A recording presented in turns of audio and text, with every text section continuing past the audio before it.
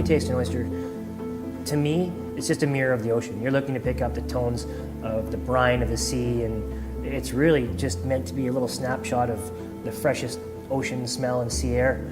And you get that with these. And a lot of that, I have to believe, is a product of the environment. I'm Darren, I'm the chef at the Fairmont Pacific Rim. And we want to talk today a little bit about another great person we deal with. It's Stephen Pocock at Sawmill Bay Shellfish.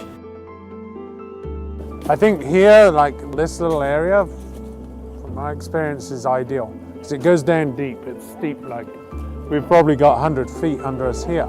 And Sawmill Bay is one that's pretty close to heart. I've known Stephen Pocock, the owner, since he started up pretty much a few years ago.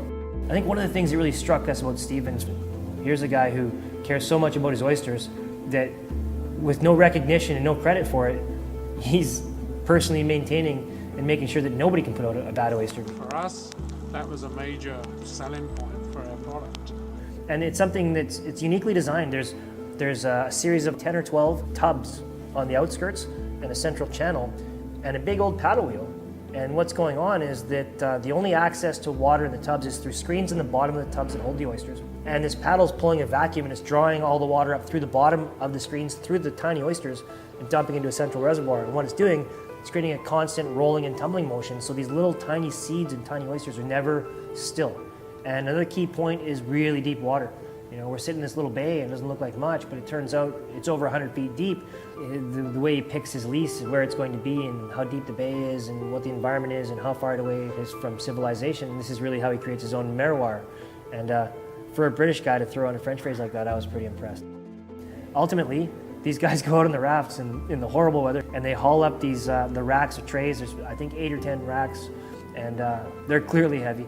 And they come out and they've got a huge tumbler. It looks like the guts out of a washing machine, or it looks like a massive version of a lottery ball. And it's just spinning them, and it's just gravity fed, but it smashes off all the little particles and all the little frills of shell that are not serving a purpose.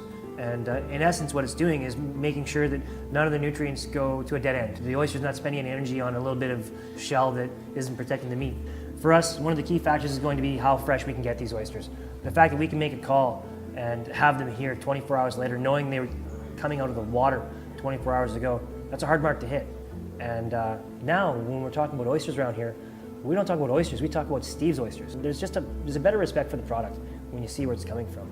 And we really want to make an effort to get this out for everyone else to see. And it's really nice for the customer and for everyone out there to go all the way through and kind of make it identify with who's providing this for them.